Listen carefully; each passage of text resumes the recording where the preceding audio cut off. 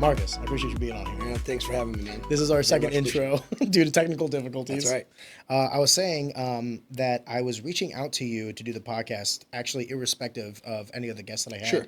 But I had EJ Brooks on around the time I reached out to you, and you were like, EJ, like my old college buddy or whatever. And it reminded me about how small the world is, both in like a martial arts sense, because I do consider wrestling a martial art, but also like a global sense. Like I forget that even though, you know, people can be like an hour, 2 hours, 3 hours away, what have you. I mean, we can all arrive at the same place at the same time and do something special. And that's what you guys ended up doing at Mizzou. Well, I will actually put your little anecdote there on steroids because I didn't get to tell you about a story. I think I mentioned part of it. I think I told you that EJ actually cornered me in one of my 2 amateur fights. Did I tell you that? No shit. No, you didn't. Yeah. Totally by happenstance. Yeah, I had 2 amateur fights. We can get into that. I'll tell you about it. But basically, I didn't tell anybody really about my fights because, actually, I guess we can kind of get into that real quick. It won't take long to go through this. But I was in Kentucky coaching high school. I coached at Union County High School for 5 years, which a lot of people, if they feel like I've heard of that school. The Rainey twins are from Union County, so I've known them since they were like 6 years old, coming to our camps and stuff. Great dudes, their dad's a great guy.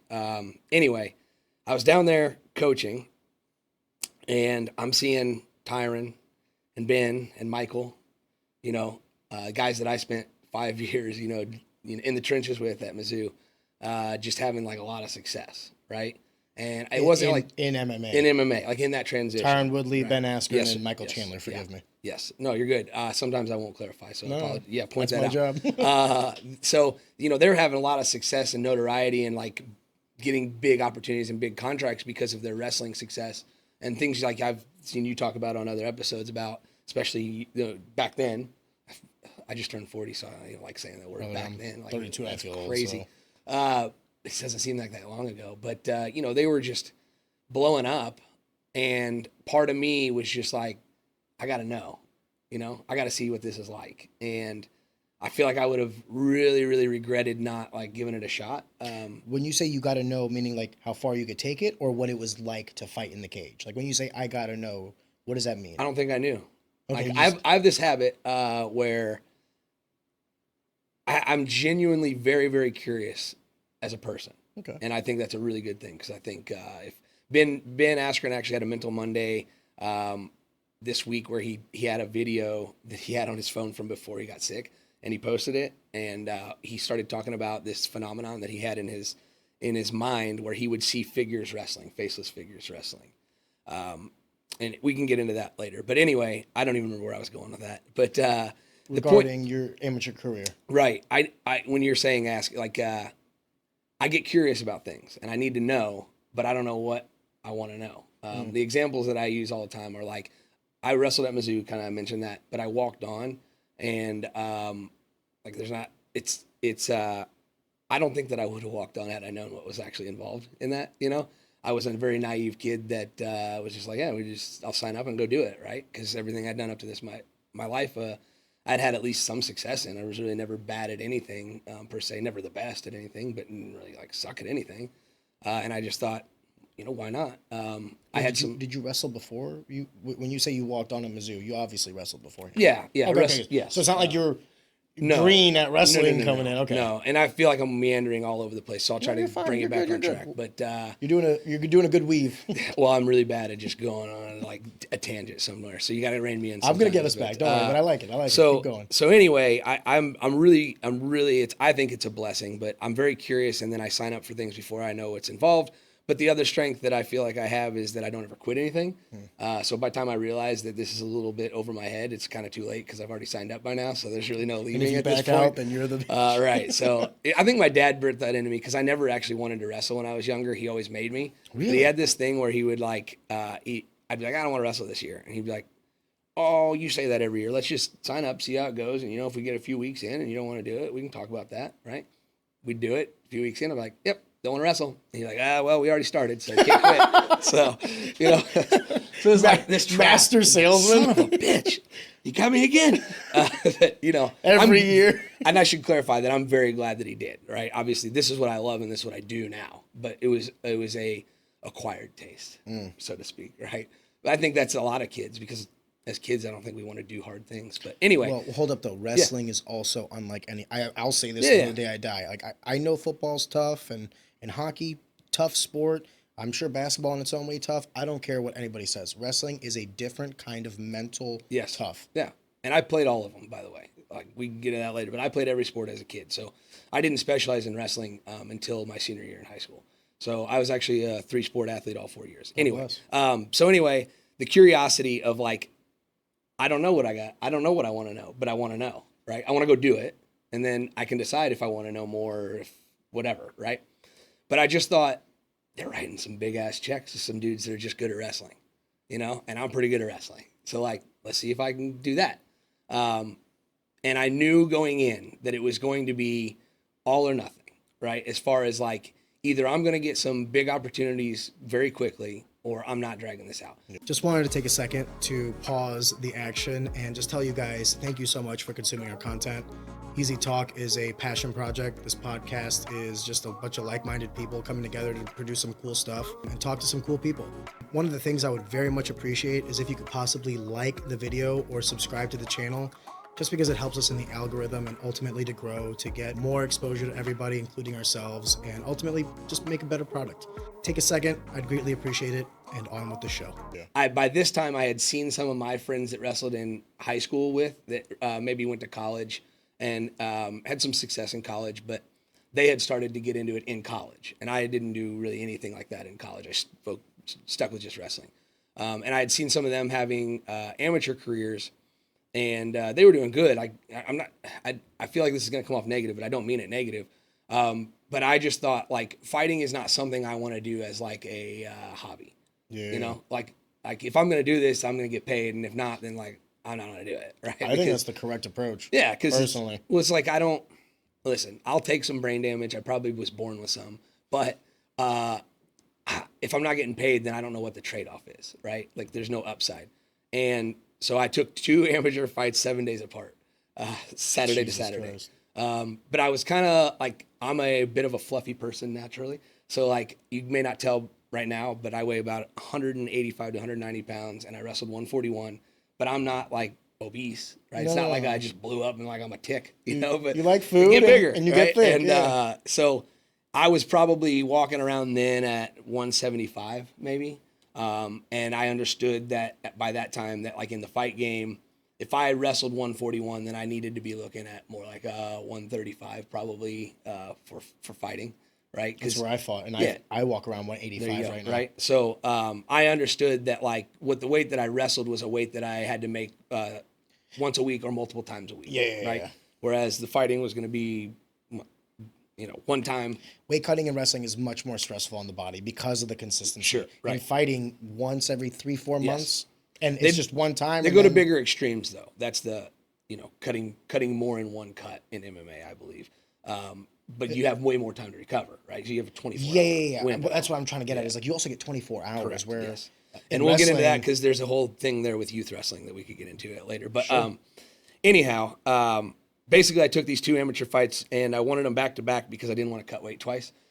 So the first one I took was at 175, and I wrestled 141 in college. So I'm 5'5", fighting 175. That's not the best, right?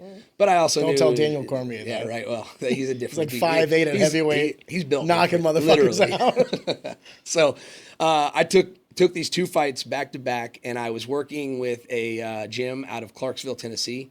It was like SSF, Submission Street Fighting, Scientific Street Fighting, something like that. Guy was really nice, and he was kind of like a promoter. Had his own gym, and there's oh my God. Well, I'm blanking on his last name, Zach, out of Tennessee.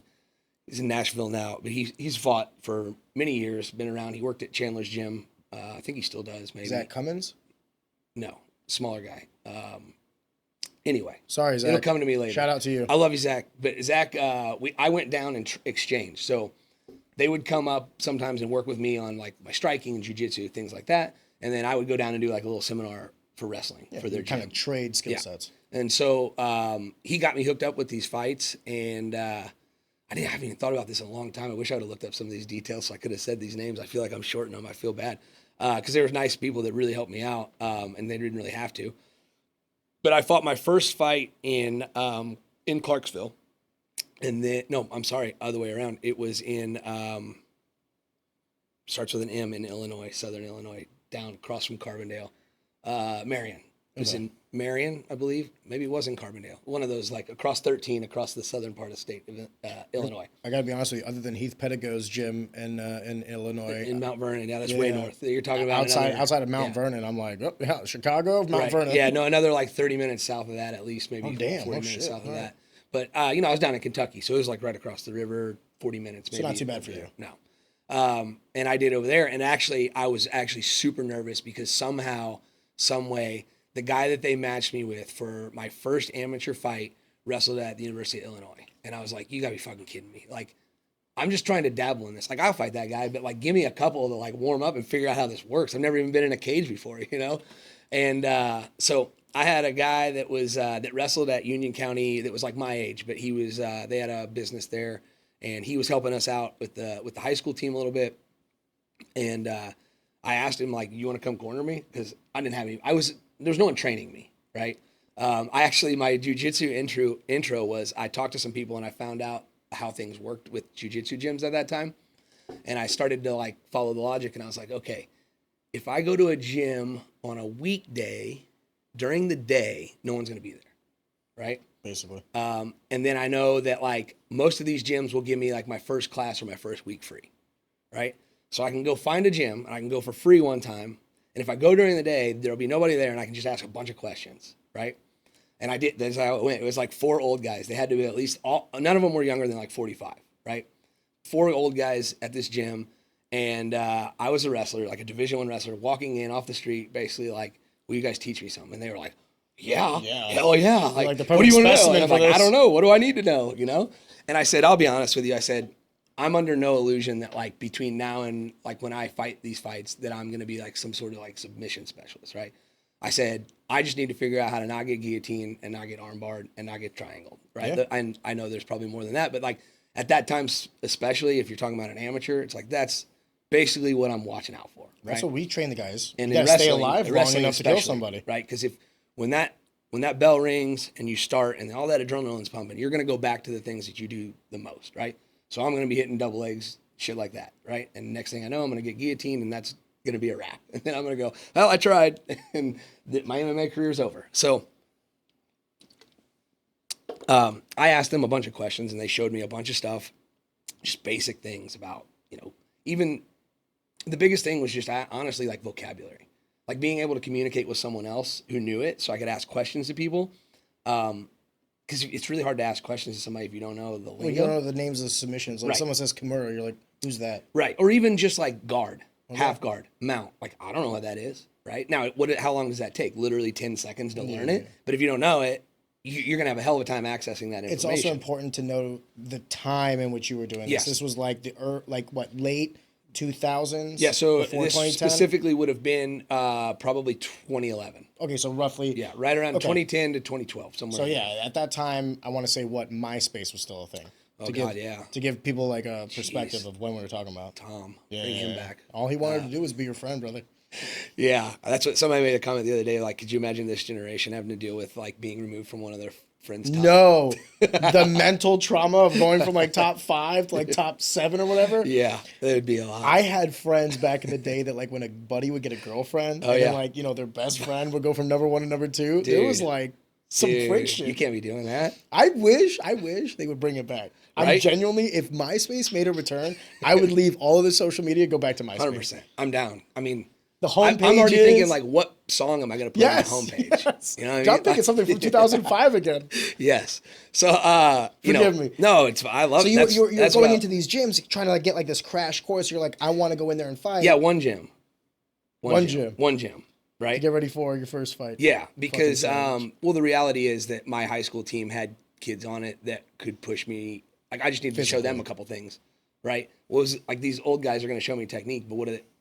You know what I mean? Like, they can't like push me. you know? Yeah, not physically. I understand what you're trying to say. So like, I had a kid named Caleb Irvin, who was a sophomore national champion at Virginia Beach.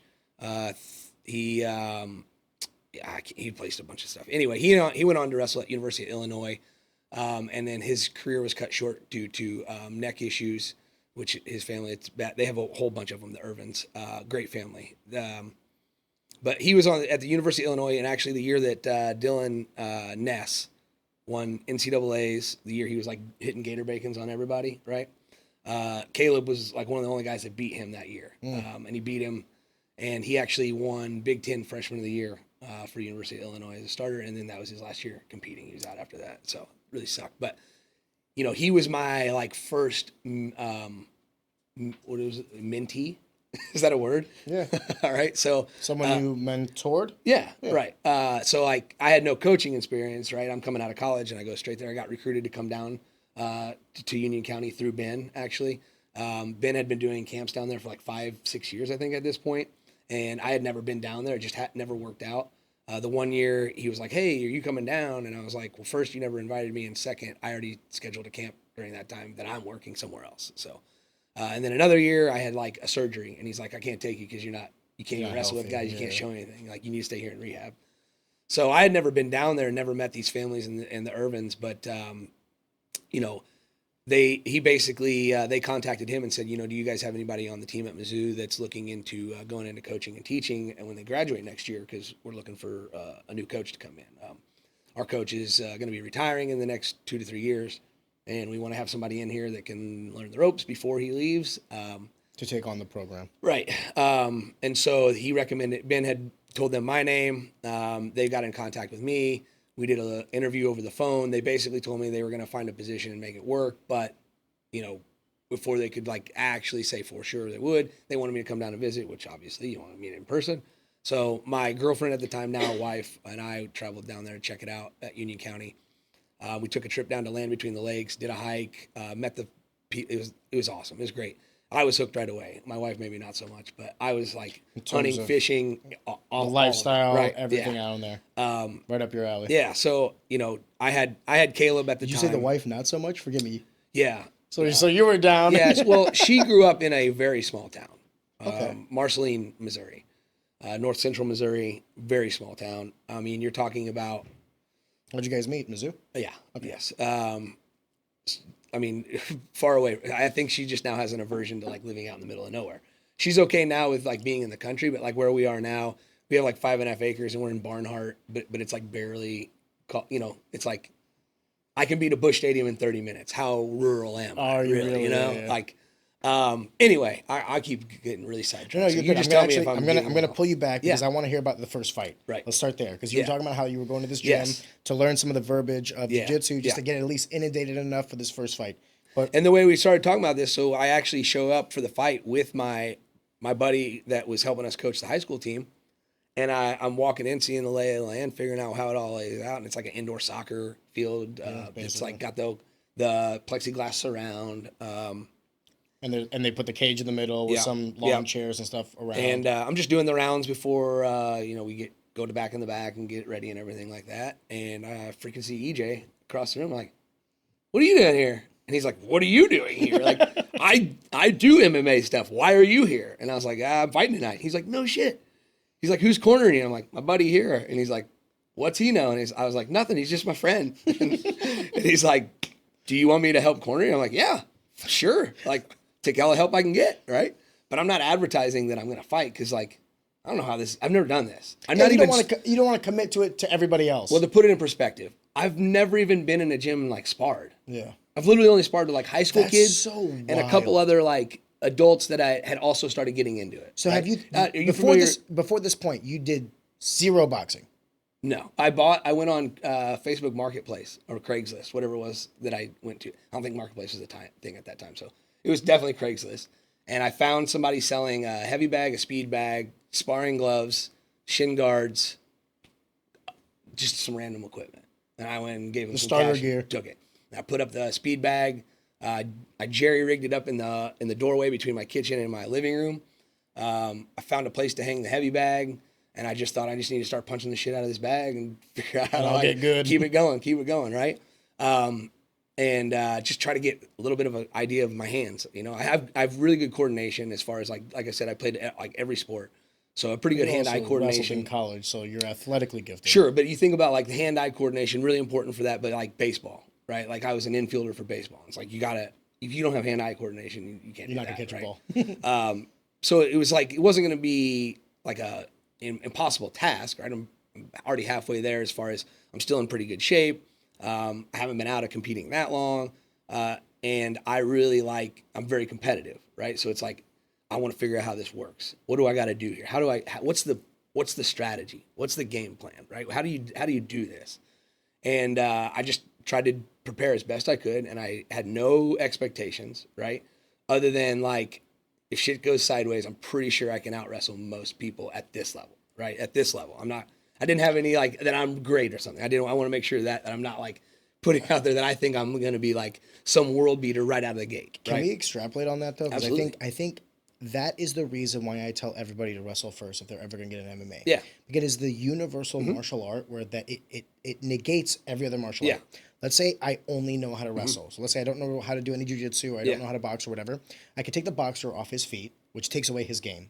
And then even against the jiu-jitsu guy, if I needed to, I can get to positions to where I can lay, be safe, prevent any sort of activation of his hips to where he could possibly pull on something, maybe break something.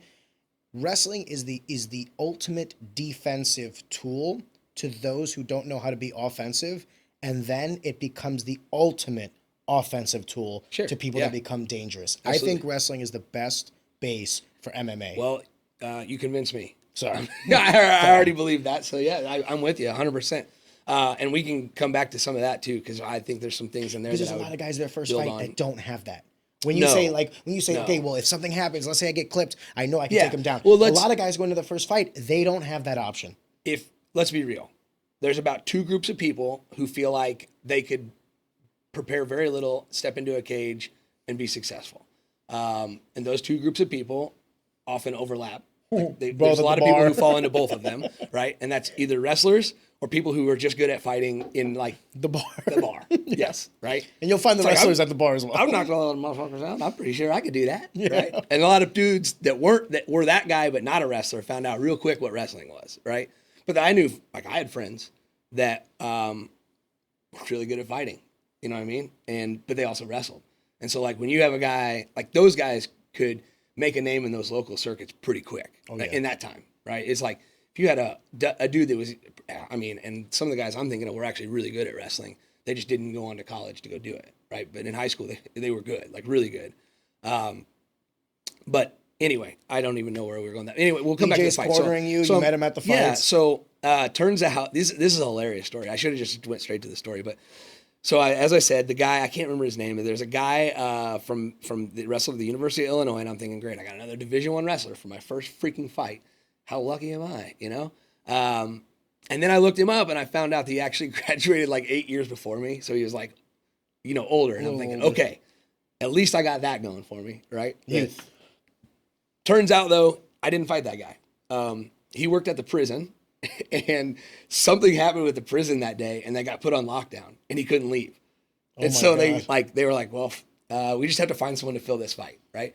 So like literally like right before, not right before, not like, hey, you're ready to go out, they told me, but like, when we're getting ready in the back, nothing started, people aren't there yet, but they're like, hey, your guy hasn't shown up, but we got another guy for you. Okay, I don't care. Like, I'm here, I'm fighting someone. If you put someone in there, I'm fighting them. I don't care what weight class they are. I don't care how this goes, whatever. Anyway, so it turned out that it was like a kid who, it was his 21st birthday. Oh, no. Yeah. And his girlfriend was there with him. Did he train at all? Yeah, he had trained. Probably not very much, but like he clearly had at least some idea of how this worked. Like, obviously, he wasn't some guy that was like, "What's MMA?" Okay, yeah, I'll come do that. Like, he had trained something. He wasn't good, right? And so like, basically, both fights went very similarly. The second guy was a little more experienced down at 155. He traveled all the way from like Alabama, so he was a little more like had stake in it. Was really like into it a little more. He knew what he was doing. Yeah. So he lasted a little longer. The first guy, and I had no idea what I was doing, right? But one thing I did know, and one thing that I think that I am good at, is figuring out like strategies within a game, right? And so I knew when they were going over the rules with me in the weeks leading up to like how amateur is different than pro and some of the things I need to be aware of, like you can't elbow. I can't strike with elbow elbows at all. at No all. knees to the head. Right. So I'm like, okay, I get how this goes. And then they were saying like, especially in amateur, it's not really about damage. It's like if you basically land unanswered punches for an amount of time in a row, Call it a it's TKO. done. So I kind of I have a rule when I fight, and this was like even when I was younger, and they weren't like sanctioned fights. We were talking about the bar earlier. Yeah. So I have a rule that I don't throw a punch until I'm sitting on your chest. That's kind of how I operate. So I don't have the reach to get into a stand-up boxing match, right? So I'm basically just trying to move, and he hits me like a little bit of a leg kick. They're on YouTube, so people can go watch them. So I want to be careful about like misrepresenting anything because they're like, he called it that. So then I saw red. I want to say like bodies. I checked it, but like it would have been whatever the version of me like actually just letting him kick me in the leg. I was like, oh yeah, okay. It didn't really hurt. It didn't hurt you. Yeah, and I think he was like just testing. Like I don't think it was a real kick. It's kind of one of those like, It's like he hit me, made contact. Like, okay, I got it. I see what he's doing there. And I'm moving, and I can see, and I can tell in his body language that the only way he sees is to like go, like fully commit to a strike. Like I'm going to go hit this guy in the face, right? I could tell he had no contact or no concept of like how to move closer or close the distance other than like, fuck it, here I go. Russian, right? Yeah. And so I know like if there's anything I can get from wrestling, it's like a level change, right? So I'm left leg lead in fighting, right leg lead when I wrestle. I don't like, that's how I did it. Again, no one coached me. So everything that I did, I just kind of figured out on my own. But I left leg lead because like my right power hand, I had labrum surgery on my left shoulder. So even if I wanted to switch, I have no power in my left. Now definitely, but then it was still like, so I'm left leg lead and checks it, and then he comes to throw one big like haymaker, right? And it's like level change, double leg, dump him, put him on his butt. Yeah, and then it was like, okay, I'm already in like side mount as I finish here, right? And so now it's like, all right, how does this work on the ground? Like just trying to work my way through it, right? And I finally end up getting a full mount. And then as soon as I saw my opening, I just started doing like rabbit punches as fast as I could. The old Brock Lesnar. I get about 10 of them in, and they're like, stop. And I'm like, all right, I did it, right? I did the thing. And all the nerves were going away, and it felt good to just like get it out of the way and just like, I don't know, experience it, And then the next fight was literally 7 days later. And nothing happened in the first fight to like have any kind of damage or anything like that. I don't remember which one it was. One of the two, I did get, I don't know what happened. I don't know if when I hit the shot, I hit a hip bone or something, but I had like a tiny little cut, like right here on one of them. That was the only thing that ended up happening. But in the second fight, I actually got a submission. It was pretty freaking crazy. Like, I don't even know jiu-jitsu, right? But I got an arm triangle on a guy. Really? Yeah. Oh, the one you get yourself. Yeah. So, Isn't that that's a wrestling move, isn't it, technically? I know that it's like a variation, not of the bulldog choke, but I guess the arm in triangle is also, it's like a variation of a pin, and all you have to do is drop your chest, and it turns into a submission. If we want to get into the technique, because it's a head and arm pin, I geek right? out. Yeah, I geek out on technique. So if I'm in wrestling and I have a head and arm, I want to be sitting my butt to the mat, hips to the ceiling, looking up and circling towards the head, right? But if I want to get a submission, it's almost exactly the opposite. I want to turn my hips over. I want to tighten that arm across the neck. I want to squeeze in here, and then I want to kind of flatten my hips. And that's and Zach, the Zach. God, I really wish sorry. Shout out Zach. I love Zach, but he kind of. We might edit it in afterwards. Yeah, I might put like a little subtitle. He showed me that submission, so that was pretty cool. And this is where it'll get kind of interesting. What did you enjoy more, the TKO or the submission? Out of curiosity. The submission, for sure. Why? Because the first fight, there was zero expectation. There was like zero plan. It was like basically like, fuck it, let's see how this goes, right? Second one was like, okay, I cut weight for this. I'm at a more like competitive weight class. This is a dude who has at least a couple fights. I think he was like, 2-1 or something, or maybe 1-1. But he's done this at least before, right? He traveled from Alabama, multiple states. So there's like more invested in this, right? And it's a more serious. And then also the fact that like to get a submission as a wrestler with no formal training was like pretty cool. And I think that was kind of more later. Like I didn't really care that much, but like as I talked to other people, they're like, "That's pretty freaking cool. You got a submission in your second fight without having really any, training at all." And I guess I should mention because I saw you had like Joe and Talon Warden on. So I did a submission grappling tournament at Joe's gym. He was training one of my buddies that I wrestled with in high school. Back in the day, Joe's gym. Yeah, the way War Room? back. No, not the War Room. He was in Park Hills. I don't even remember. Not Pitt. That's Pat Smith. I'm sorry, Joe. He had a gym. Was it Destruction MMA? Anyway, yes, that was Destruction MMA. Yeah, sorry, I said the War Room. Forgive me. I know like 40 gyms that have come and gone. So Joe, forgive me. Well, Eric Irvin, I know I mentioned Irvin, way different Irvin from Missouri. Eric Irvin was a former fighter. Yes. Yeah. The Hedgehog, I think, is what it is. Yeah, he was a cold motherfucker. Why did he? Forgive me. He just stopped out of nowhere too. Like he was actually doing pretty well, and just like. I don't know why. Forgive me. We don't still talk that much. I mean, we're cool. He's a good dude. But we were in contact a little bit at that time because I reached out to him like, "Hey, you've been fighting for a little bit. Like, give me some advice. Which direction should I go? What do you think?" And so like they said they were having that submission grappling tournament, and I was like, that would be a really good idea if I could get in there before I fight. Like just to really get some like looks on jiu-jitsu. Which it wasn't really pure jiu-jitsu. It was submission grappling, so the rules were a little bit different. But Eric was like, you should come over before the tournament and we'll come up and we'll train. I'll just do mitts with you and stuff. We'll hit a little bit and we'll just work a couple things. Cool. And then we'll do the tournament the next day. I was like, cool. All right. So the next day we signed up and there was supposed to be like multiple weight classes. So I guess the numbers were a little bit low and they decided they were going to combine a couple weight classes groups. Right. And I weighed in at 172 and they decided that 170 was going to be the break for like. Oh no. Yeah. I like to think that Joe was thought that I needed the challenge. Okay. Like, I'm gonna bump him up there. But I also think he might have been trying to help his dude out. No hate there. But he had a real tough guy at his gym at the time. I think he was a police officer as well, Mike Tiffenauer.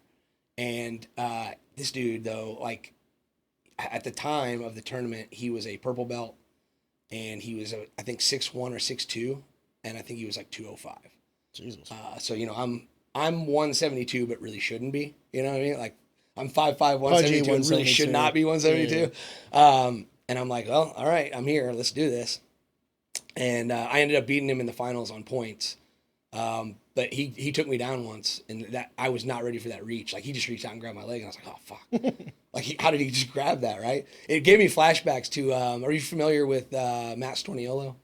No. He's the head coach at Northwestern. He was a multiple-time All-American for Oklahoma at 149, and I wrestled him one time in college, and I was 141. But this was like one of my first couple years on the team, and I was like the backup 141. But I was like beating all the 149 backups. So when the 149 like got sick, they bumped me up to 49 to fill in for him. And I wrestled Storniolo at our duel against Oklahoma. And I love telling this story because the visual is hilarious. But you shake hands and we're in that 10-foot circle.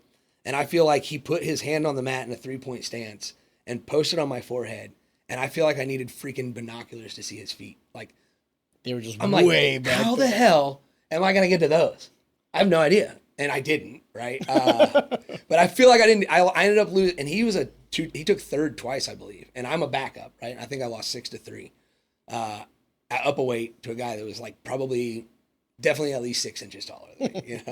So that was interesting. But Mike Tiffenauer, he was a tough dude, and I don't know how far he ended up going after that. But that was really interesting. Just that was my first time really doing anything in that world. You know what I mean? Why was it that you only did 2 fights then? Because it sounds like you had great. Yeah, that's what I was going to get at next. So the other timing of this is that at this time, Michael Chandler is living in Vegas and fighting out of Vegas. And his little brother, Eric, we're good friends as well.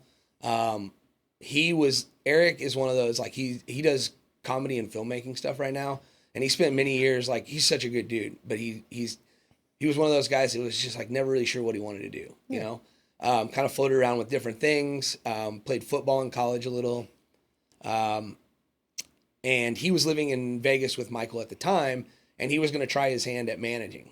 And managing fighters? Yeah. Okay. So I said, all right, I'm your first client, bro. I said, find me a fight.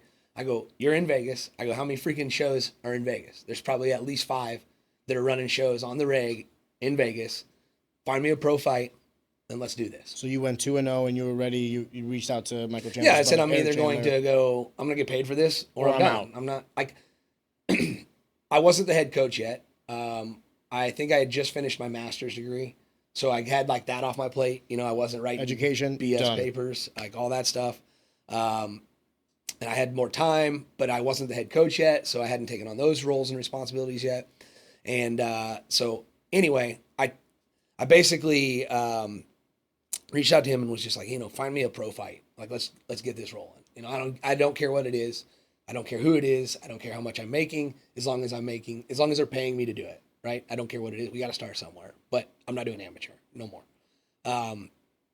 And I think like 2 or 3 people fell through. Like, I'm not trying to make myself sound good if this happens, but like, I think most of your audience understand this, that like if a guy that's a Division I wrestler and he goes, I'm going to be a pro, no one wants to take a Division I wrestler as like one of their first 2 pro fights either. Right?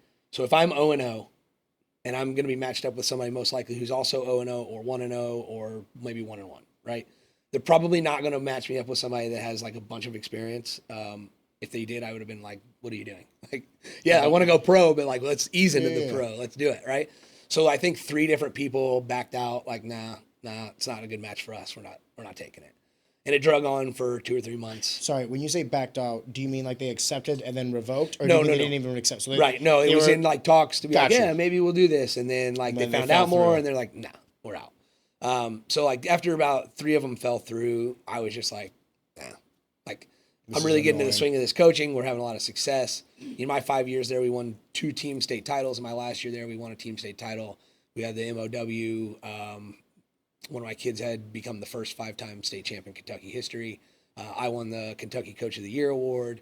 That was after. But the point being that it was like, okay, I'm ready to focus on coaching, right? And that was the result of going, all right, I'm doing this now. I'm not fighting. I'm not dabbling in that shit. Do you think it was part and parcel because you were also experiencing success in coaching, that maybe if you didn't have some of these accolades, perhaps that window for fighting would have been open a little longer? But because you had this coaching, the first 5 years of coaching, you're seeing a good amount of success in it. You're like, all right, there's a future here. There's something I can work on with this. That's a good question. I don't think so, only because I saw basically like fighting as like the lottery. Like if I win the lottery, I'll retire. But other than that, I don't have any plans to retire. You know what I mean? Like, this is what I came to do. I want to be a coach. I want to coach. This is what I want to do. Right? So if I trip and fall and win a Bellator title, then I guess maybe I won't coach anymore. You know what I mean? But like, if that doesn't work out, then this is what I came to do. And this is what I want to do. This is what I love doing. Right? There's nothing I enjoy more than like developing kids, like into like killers.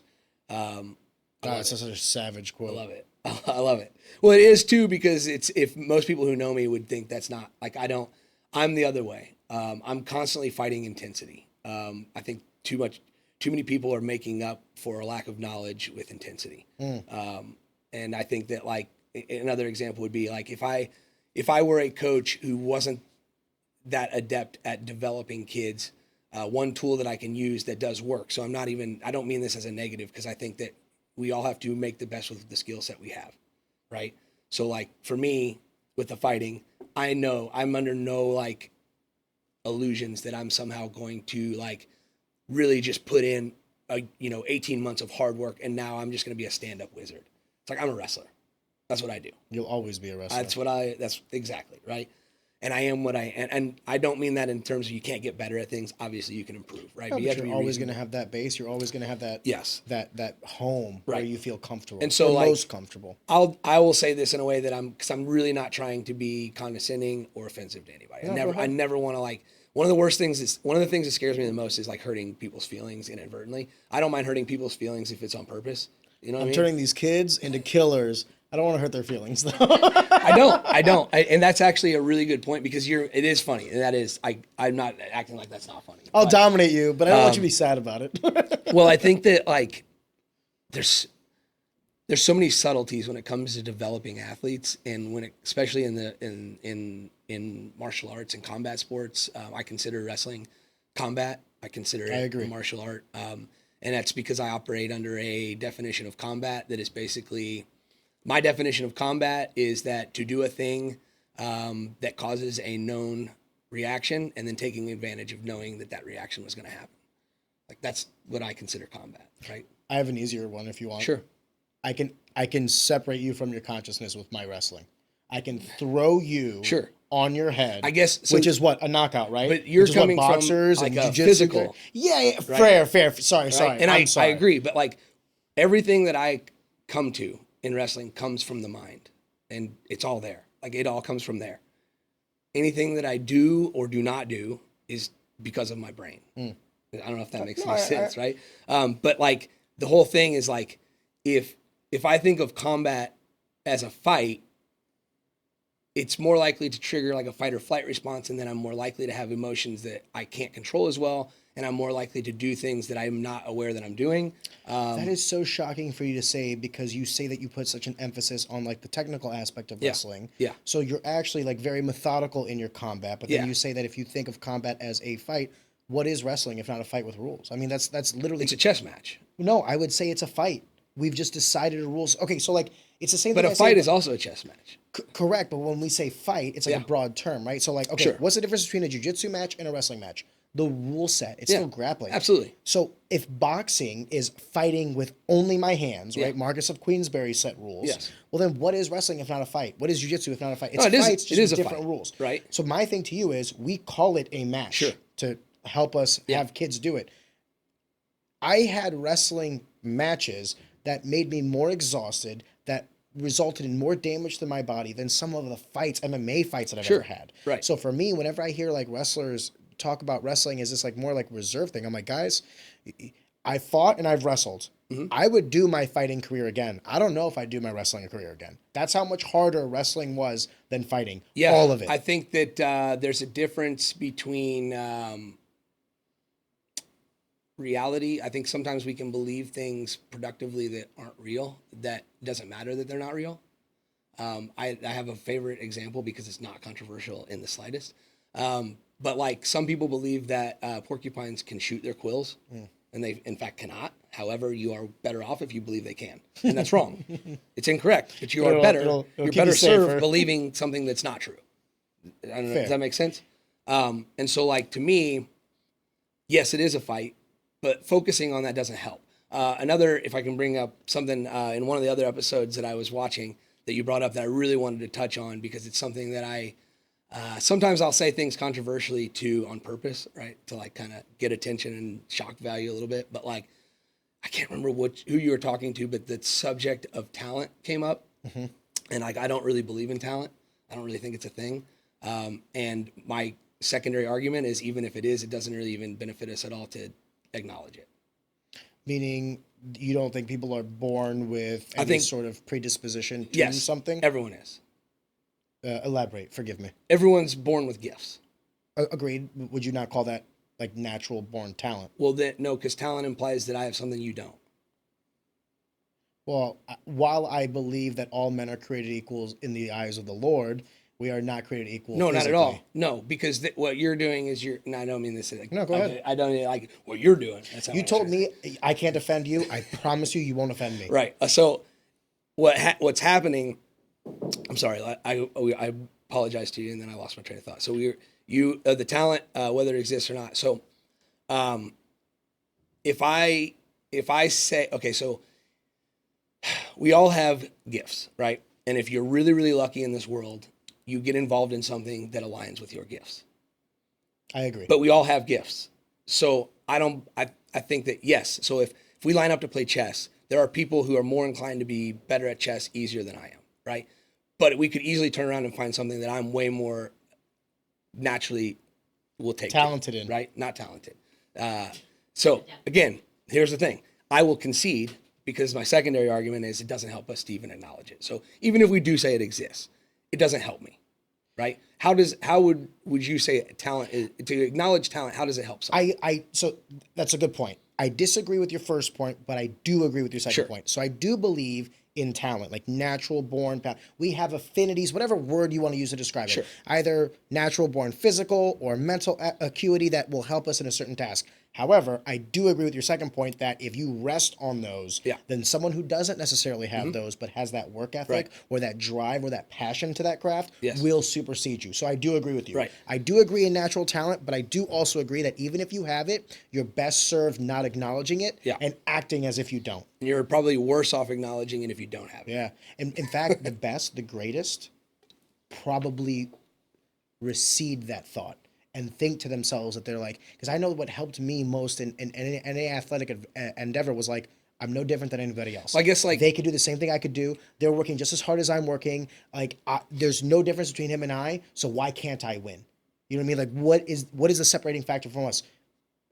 My diet, my recovery, my strength and conditioning. It was all the factors, the variables. There is no difference between us. And I'm sure that like these guys, the reason I would lose to them if I lost them or if I beat them, those were the factors. It wasn't because he was taller than me or stronger than me. It's like, no, I would overcome those variables if I could. So I guess what I would ask is, because again, this is more curiosity because I don't think it really matters because I don't think it helps to acknowledge talent. I agree. Right? So whether it is or not, but just for the sake of exploring this concept, when would you say talent is the most beneficial? Like when I'm young and developing, or when I'm at the like pinnacle peak of my career? I think it's to get you into something because I think it's a lot easier to fall in love with something when you have success in it than it is when. Okay, when so what not. are we defining as success? That's a good question. So I would define success as your propensity for positive interactions is greater than your propensity for negative interactions. Okay. So if you're 2-1, let's say your record's 2-1, I have one more win than I have losses, that's success to me. Sure. But what if I am like in rural Boot Heel, Missouri, and in my gym, I'm very talented?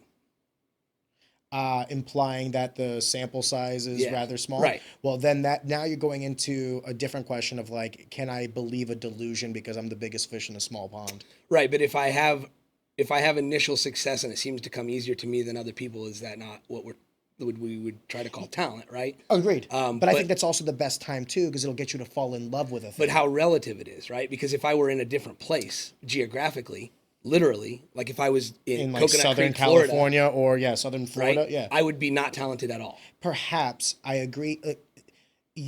Just because we increase the sample size doesn't dilute from the argument that is still there of like, if you have initial success with something, I think the propensity to be passionate about it will be greater. And then if you have natural God-gifted abilities, i.e. talent, natural talent, then that propensity will also be easier. So you are correct in saying like, if you're the number 1 in 10 in, Creve Coeur, Missouri, versus number 1 of 1,000 in Miami-Dade, Florida, let's say the Keys, I don't know, pick a place. Yeah. Like, yes, it would be harder to be that person, but the uniform comment of early success will lead to more passion, which will lead to like a greater propensity to go farther in this endeavor. It doesn't have to be sport. It's still there. So by that logic, would it benefit me to put my kids in only situations where they can win so that they have a sense of talent? It depends on what you want from sport. What do you want from sport? Do you want them to be the best? Then no. Right. So I guess like what I'm getting confused on then is like, so what my intent to get out of the sport will dictate whether I perceive things as talent or not? No. What I think is, depending on how talented the individual is, coupled with what outcome you want from sport. So I guess like what are we measuring? Like if you look at a kid wrestling, you're like, that kid's talented. What is that? The easiest measurement would be, in comparison to other people, which to your point would be a skewed sample size if you have less. So let's say your son is beating, all the other 9 kids in the wrestling program in nowhere, but your son is maybe number 50 out of 100 in some place a little bit more populated, then it might be more difficult to kind of point that out. However, I think when you're trying to measure natural talent, it's also by comparing yourself to other people. So if you're saying to yourself, I'm, average in this really tough room, that doesn't mean you're not talented. That means the room is really tough. And this is where I went, like, I'm going back to my comment of like, what do you want from sport? Yeah. If you want to feel good about yourself and get all the like warm fuzzies, then maybe you stay in that room with like the 1 in 10, right? But if your goal is to be the best, if your goal is to really pursue something to its natural conclusion, then you're going to want to be number 50 and then work your way up. So to answer your question, sorry, to just kind of bring it back full circle, that's why I said, like, it depends on what you want from sport, because I think the greatest lie we tell ourselves is that we want to be the best. Because if that were the case, then we would have done all the things to lead to that. But we didn't. Someone else did. Well, there's multiple things there that I would kind of push back slightly. Please do. Starting with, like, I disagree with, like, I think there are a lot of people who want to be the best. I think most people want to be the best. Not really, or else they would do it. No, they've never decided to. They want to, right? But wanting is like wishing. Okay, I agree. I agree. They've never decided to, right? And there's a very clear difference between wanting and deciding. I agree. Right? Wanting is, I hope it happens. Deciding is, I'm going to go do everything I can to make it happen, right? That's how I would look at it. I would agree, but if it doesn't happen, then you didn't do it. So it's like, I had. But I don't know what that has, like, wanting to do, what we're saying is, like, what is our intention, right? That has nothing to do with the outcome. But, like, if I decide I want to be the best, I can go do everything humanly possible. But it's never in the car. It's never guaranteed. Correct. I agree that it's never guaranteed. I guess I guess I'm agreeing with you, but I would add one caveat, and that is, you're correct in that a lot of people will want to be the best in something, but then won't necessarily do the correct things to get them to that point. I would also add one more variable, and this is kind of where people like you come in, where someone might want it and have that determination to decide to, but then don't have the tools to get there. Perhaps they don't have the coach. Perhaps they don't have like a Thoroughbred Wrestling Academy or a my argument would be then that they don't really want it. Meaning they would go find it? Yeah. I would agree with that. Yeah. I would agree with that. But it's semantic. So we're but I like this. I like this. Yeah, no, absolutely. And I think this is fun. Like, I'm not same. Like, I wish more guests. I wish more guests would do this. Sure, like the talent thing, right? Yeah. What I keep coming back to is, like, because you said, like, measure talent. Like, how do you measure talent? Measurement is always by comparison too. So, like, when you measure anything, then I don't think it really means anything, because, like, it's something then that would be different if it were in a different place, and so then it isn't really that thing, right? If it changes when you move it to a different location, then it isn't really that thing. Like, you can't take talent and put it in a box. Right? No, you can't grab a handful of talent and toss it to me. When you find out how, let me know. Right, exactly. So, but the point, I guess, let me kind of expand on where I'm coming from here, which is that I would say things like, is Jordan Burroughs talented? Yeah. Okay, but what about when he was younger and he was just an average wrestler? Like, what were people going, wow, that kid's really talented? Or were they going, like, he's pretty tough, and he got beat by that guy, and that kid's pretty tough? Yeah, I think you're onto something here. And then the other part, and this is where because this is near and dear to my heart, and I'm not arguing with this on this. No. This is more of a, I don't know.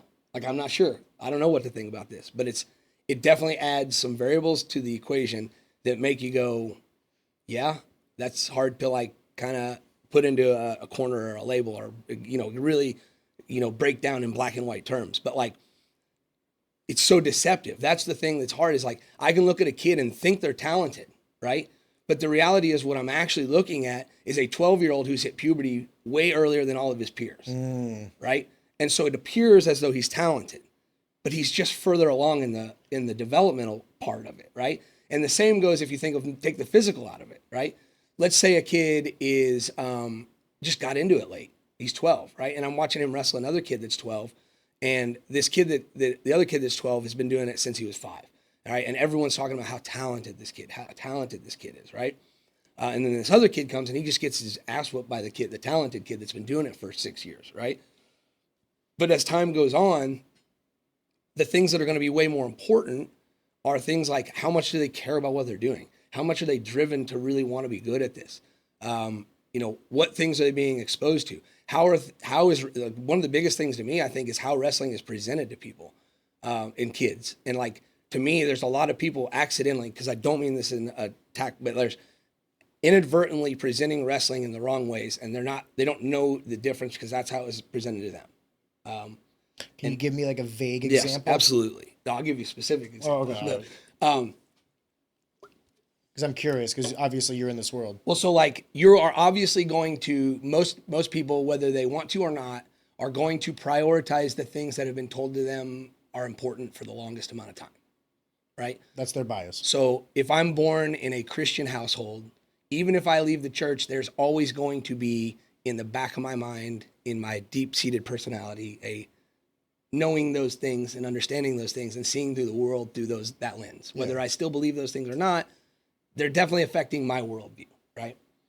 And so if I spend the first 3 years of my career in wrestling being told that the answer to all my problems is to get tougher and work harder, then you've created a hammer and every problem is a nail, right? And like you have one tool, and your one tool is be tougher, work harder, right? And that's good. You have to have that tool, right? You can't go to a construction site without a hammer, but if you go to a construction site with only a hammer, you're fucked, right? You can't do anything else but hammer nails, right? And so to me, I have a saying that we talk about, and it's a great problem solver will beat a great wrestler eventually every time, right? My job is not to make good wrestlers. My job is to make tremendous problem solvers who are really freaking tough, right? And if you are a really tough kid who's really good at problem solving, there's really nothing, like there's no amount of, I'm going to be a smart ass here a little bit. There's no amount of talent that you can't overcome, right? I truly believe that. I would agree right? with that statement, by the way. And the reality is too, that back to kind of what we said. Is that getting brighter? It did something, but we don't need extra brightness because I am like white. Sorry. You're fine. So, that's back again to this tricky area where, I don't know how, like if you said, would you die on that hill that talent doesn't exist? No. It's a point of argument to bring about a bigger conversation, right? I don't care. Like talent probably exists, like, because it's just it's a definition. No, but I like it's where what you want to call it. But right? I like That's the philosophy behind it. Forgive me. I'm not trying to say like it doesn't exist. Is this like No. You're fine. So I coach wrestling at Afton High School, and I'm the assistant coach. My head coach is Devon Ford. God bless Coach that Ford, man. man. He's a G. He's the man. I wrestled D in high DJ school. back in high school. Yeah. No shit. Small world. Actually, for third and fourth my senior year, I think. Yeah, because I lost in the quarters. Don't bring it up. We can tell that story. That's my public speaking talk. Is about failing my senior year. It was terrible, but awesome too. Well, we can get into that in a minute. But I probably have. Coach Ford, go ahead. Sorry. You're at Afton. What I end every practice, I end with the same thing. And it's hard work. It's not Afton. It's not team. That's what we break down on. I say, my man. I say hard work. That's right. And I go, why? I ask them a question. I go, why? And the response is because hard work will beat talent every time. For sure. I would take the kid who maybe doesn't have necessarily the physical gifts gifted by God, but if they have this and this, and they're willing to work with those to change this, that's a dangerous man or woman, by the way. All right, I'm going to add on to because we're going to take this to another level. Please. Right? So I want to say that's too negative because there's nothing negative about what I'm about to say. That was great, amazing stuff, right? Hard work, though, is your car. Hard work will get you there. Your car will get you there, right? But if you get in your car and it says E, you ain't going nowhere. Yeah. Right? What is that hard work? What does it run on? It runs on passion. It runs on curiosity. It runs on like drive and determination. It runs on all these things that come from where? Boom, right here. Also, I'd also say that a lot of that, all those variables that you just said, because I do believe in this. Paul Collum was here, and the way he described like what changes, like what makes a good wrestler from like the average wrestler to a good wrestler to a great wrestler to one of the all-time greats is that village around them, the people around them, the family, the siblings, the significant others that are also there with them, kind of sacrificing for that dream together. And I think that everything that you said is correct. I would also add the variable of like that coach that got you into wrestling when you didn't even know it was a sport, or maybe the parent who woke up early to get the meals ready for you so that you were actually properly had a proper nutrition for that practice later on. So like I would agree with what you're saying, and the only reason I bring this up is because when I look back at my career, I realize now Yeah. that it wasn't all me. Yes, I was the one who decided Yeah. to do all these things. Sure. But I had help along the way, whether that was a coach, a See, parent. I would push back and disagree a little bit on that. Only because if I'm understanding the statement correctly, by the way, love Paul. Me and Paul, we're good. So Yeah, he's a cool when cat. if I push back, this is no way. Like, Paul, I'm this is a trying to personal argue. attack. Love you, Paul. No, actually, Paul's little brother Matt and I used to work out all the time before Matt moved back to Illinois, and I miss Matt dearly because we used to. He's one of the only people that can spar with me in wrestling in a way that is like good. Like most people either go way too hard live. You mean or- like it's a good pace? Yeah, we can just play. We can roll. I'm not trying to go live. My days of like beating the shit out of each other are over. I don't want to do that no more, right? I just want to play around and get some positions, and he has a great feel. Anyway, I digress. Point that I was making is, I guess there's just a question that came into my mind when I say that, because what it sounded like to me was another thing that I used to buy into a lot, and then as I got smarter and older and wiser, I started to realize, like, wait a second. And that's like, when you see the interviews and like somebody wins Olympic gold medal, and they're like, I've been dreaming of being an Olympic gold medalist since I was 6 years old. I knew, and like people will say like, that's it. You had to like buy in and believe and believe and believe and believe, right? But like they're not doing interviews with people who didn't win medals. How many of them had the same thing, right? And they didn't win a medal, so that can't be the thing that gets you to the thing, right? And so like when I see that, it's like, so is that implying that all the people who didn't ever get to greatness didn't have a village? Like No, I think they did as well. It wasn't good enough? No, I just think that the variable for, What about the other people who were in that same village? Yeah, then at the end of the day, we have a saying in fighting is like, you can have the corner, you can have all these other things, but at the end of the day, you're the one going in there and fighting, right? Mm-hmm. And I believe that in wrestling because both of them are one-on-one sports. Yes, you have the team and the camaraderie and all that, but when it comes down to competition, it's just you. I do not mean to insinuate that you don't need people. No, that's not what I'm saying. But I guess what I'm trying to go to is, and surely you can attest to this, is like the human condition is one of inconsistency. We often have a myriad of quotes that say like, the better man didn't win that day. Or that guy will beat that guy 9 times out of 10, but today that was the 1 out of 10, right? There's so many variables that could be the difference between winning and losing. I think consistency is the hardest thing in all things. Right. To be consistent in anything is the most difficult thing of that. Well, not only that, but okay, so we had mentioned Ben a little earlier, and we were going to talk some about him, but I will mention his book, Extreme Balance. If you get a chance to read that, highly recommend. Changed my life. Just came out last year. He wrote it with Joe DeCina, the Spartan combat guy, and Dr. David Sachs. I'll buy it today. Yeah, amazing. Gave me permission. It gave me permission.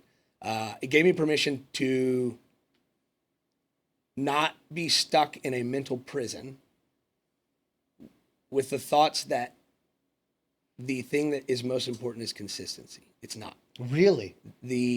Because it is a what is the folly? It is a folly to be consistent merely for the sake of being consistent. The best strategy is whatever the best strategy is at that time. And so sometimes a strategy or a tool or a way I behave is not beneficial in that moment. And so if I think this is who I am and I'm consistent. If I'm nothing, I'm consistent, right? Then I will continue to use strategies and tools and techniques and things that in this moment specifically are not the best things to use. Forgive me. When I say consistency, No, perhaps I wasn't doing a good job. I meant consistency in output. Understand. Like outcome. Yes, correct. To win every time. To be the undefeated 4-time state champion in high school wrestling. Well, that's so difficult, right? It's so hard to go out there. It is because, like you said, the variables, right? Because it doesn't, there's a certain amount of this that whether we like to admit it or not, and most of us probably do not like to admit this, right? But the reality is there's a certain percentage of this that we don't have any fucking control over. And it does not matter how consistent I am. I can be the most consistent guy there is, right? And if that guy falls the wrong way and lands on my ankle and breaks my ankle in the middle of the match, it doesn't matter how consistent I am. I agree. And there is a certain degree of that where you say, okay, now this is where we separate those special people, right? Some very few people can get off that broken ankle and still go win that match. Yeah. Right?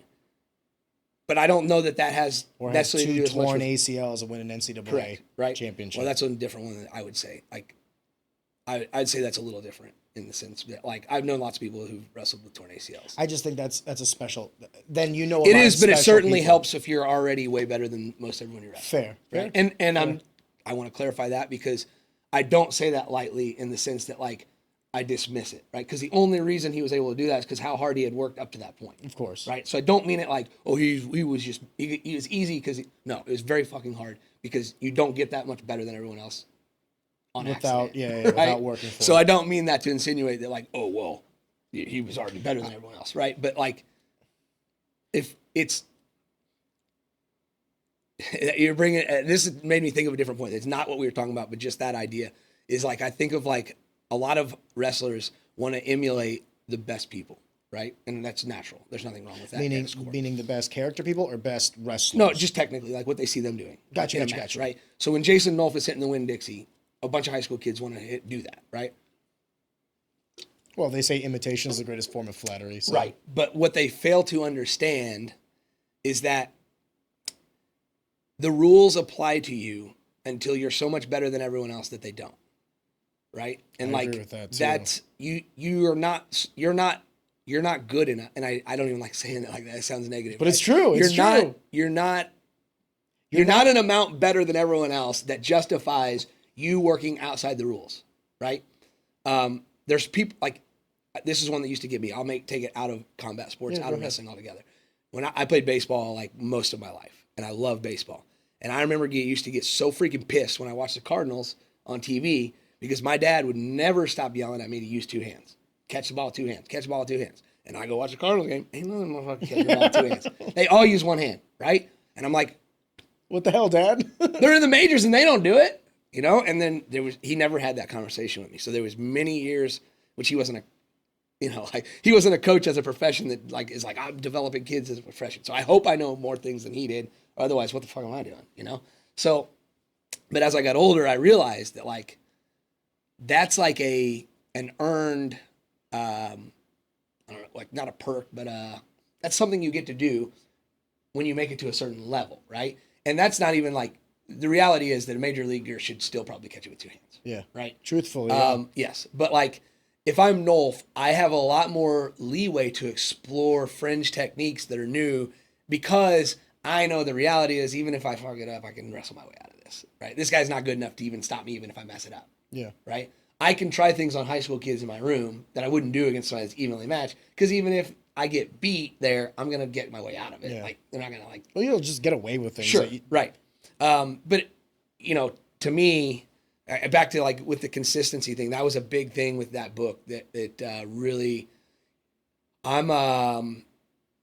was too consistent for the sake of consistency, right? Where I have this idea in my mind that I am the guy who does it this way, right? And then you become too rigid. And then you're not open to being flexible and being open to openings, right? And we have a saying we say in the room is that like, you can't pretend shots are there that aren't there. Like you just can't take them because you like, hope that you're going to land it, right? You need to be attacking, right? But if if openings aren't there, you can't pretend they are and go, fuck, I'm going to shoot anyway, right? Because it's not going to work. It's not going to work because it's not really there. There's not really an opening. You're walking up to a wall and grabbing the handle, but there's no door there, right? You're not going to walk through this wall. It's not happening. So it doesn't matter if you pretend that it is, it's not. And so like to me, there were certain ways that I operated and that I thought that were not helpful in some situations. Most situations probably, right? But I was not giving myself flexibility to change my strategies within different situations. So did you suffer from earlier in this conversation, you were talking about how like your job as a coach now is to produce high level problem solvers that are also physically, ready to handle that. So like, are you trying to say that there was a point in your career where you were the hammer and everything you were looking at was a nail? No. Okay. But there was a time when I did not understand the nuances of what the things that I'm trying to say, if that makes any sense. And I can get into that. But like... so you had the idea, but maybe it wasn't... Well, I think that... I'll be careful how I say this. And only because I don't want to be disrespectful to anyone like that coached me. Yeah. Right? Because... They're all a part of what made you who you are today. And, good, bad, ugly. And I have had only great coaches. Like, honestly, only great coaches. I've never been on a bad wrestling team. I don't know what that's like. And I tell people like how lucky I am that like I've also never been terrible at it. I've never been like great, right? Like I was never like the best or anything, right? Like I said that earlier, but I also never sucked. And I say to people all the time, like wrestling's very unique in that like, what other sport do you play? And obviously I'm lumping like grappling and everything in that. So don't delineate like, oh, well, jujitsu, the same thing. Yes, same thing, right? But like wrestling and combat sports are the only thing that if you suck, it's actually physically painful. Yeah. Right? Like if I suck at basketball, I sit on the bench. They don't pass me the ball. Same thing with football, same thing with hockey, with everything. Anything. If I suck at baseball, they stick me in right field. They go, nobody's gonna hit it out there. Right? Yeah. So like if I'm in wrestling, where do I hide? You don't go to the bench. They go with Marcus down there. Just beat him up or something. I don't know. So it's physically hurts to be not good. Yeah. Right? Actually, I go as far as to say like it hurts. The propensity for pain is exponentially higher if you're not good. Right. Because it's going to hurt no matter what, 100%. even when you're good. Correct. Yes. So you're just saving yourself a little bit of pain. Yeah. And I don't even know where I was going with that. I lost my train of thought. No, but you're trying to say like that the sport of wrestling has with it certain... okay. No, so... not just wrestling, but also grappling. Yes. Well, with the coaches, going back to what I was saying earlier, I remember where I was going. So there was a time when that was not only the most common, but really probably the only really known major strategy, right? Nobody cares, work harder. Just get tougher. Do you think that it came from Dan Gable, like the Gable approach? Yes, and actually, I have thoughts on that. And again, I hope they don't come off as negative because most of what I say when I evaluate something is only whether it's helpful or not, not whether someone was good or bad for doing it. Like, and that's, we can get into in a minute, but there's a Chinese, I say Chinese, it might be Japanese. There's an Asian parable that's like, the lesson is who's to say what's good or bad, right? It's all perspective. It's all like something happens, 5 people standing around, 3 of them might think it was awesome, and 2 of them might think it was the worst thing that's ever happened, right? And so like, I'm not evaluating what's good or bad. I'm only trying to sift through and figure out what was, not place judgment upon it. So if I were to go like into the Gable thing, right? I would say the only reason that they were beating everyone as bad as they were is because they were literally outworking everyone, right? That doesn't exist anymore. That's not a thing. I would agree. It's not a thing. Everyone works. Everyone at the top works, right? Everyone works their ass off. The difference is minute. It's small. It's inches. It's a perception. It's a mindset. It's whatever it is, right? Because there's so many different variables. It could be anything that gives you that advantage on that day, right? But like now you can't do that. You can't dominate NCAA Division I by outworking everyone. It's not going to happen, right? Like no, it's not that you don't think it's possible. No, because everyone's working that hard. Well, because of the point of diminishing return. Right, I can continue to work harder, but at some point it's actually detrimental. Yeah. Right, so and the return on that effort is right. I start breaking down my body. I start hurting my performance. Right, so there's a threshold as to how much you literally can work before you're actually now going in negative. Literally right? destroying your body. Right. Yeah.